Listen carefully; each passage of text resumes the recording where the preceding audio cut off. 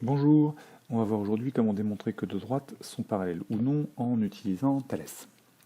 Alors ici dans le premier exercice, on veut démontrer que DI et XT sont parallèles ou non. On repère bien que là c'est une configuration de Thalès. Vous avez Y qui est le sommet commun et les deux triangles YDI et YXT qui sont opposés donc par le sommet Y. Alors, première étape, c'est trouver les fractions qu'on a.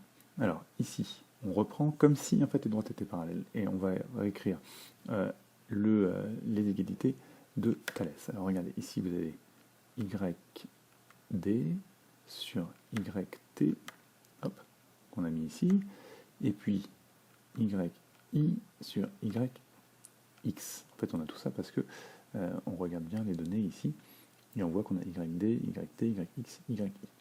Alors, il faut bien faire attention à écrire les choses dans le bon sens, parce que sinon elles ne seront jamais égales. Donc ça, vous faites vraiment comme si vous étiez face au théorème de Thalès, et que vous écriviez les égalités, sauf que là, on ne sait pas si elles sont égales, d'accord? On ne sait pas.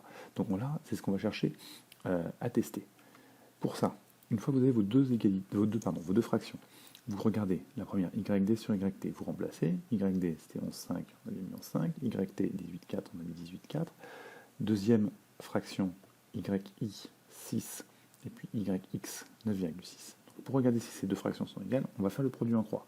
C'est-à-dire qu'on va multiplier le haut de cette fraction-là par le bas, donc le numérateur par le dénominateur. Vous voyez ici ce que j'ai mis, 11,5 fois 9,6 égale 110,4.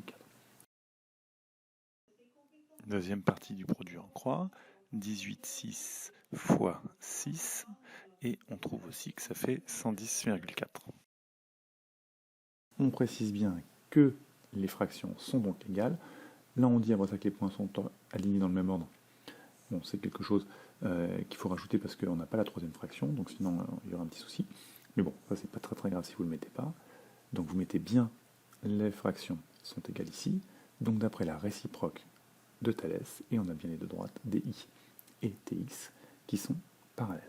Voilà, ça c'est comment démontrer que deux droites sont parallèles. On utilise, vous avez vu, la réciproque de Thalès, comme on avait fait avec Pythagore, hein, pour démontrer que deux triangles étaient rectangles, qu'un triangle était rectangle, on avait utilisé la réciproque de Pythagore.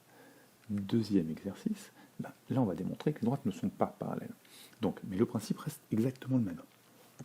On est face à ce triangle-là, avec le petit triangle PWT là, qui est inclus dans le grand PZB, et bien on va écrire les fractions de Thalès sans mettre à l'égalité, parce qu'on ne sait pas encore si elles sont égales ou pas. Donc là, on a PW sur PZ, et puis PT sur PB. PT sur PB, PW sur PZ, voilà. Alors on remplace par les différentes valeurs, et ensuite, on va regarder les produits en croix. Donc premier produit en croix, 2,4 fois 2,3, on trouve ici 5,52. Ok.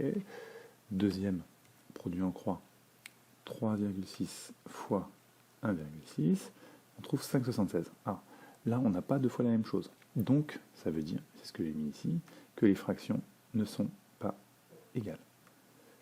Les points sont unis dans le ordre, ça on le remet, comme ça on n'oublie pas.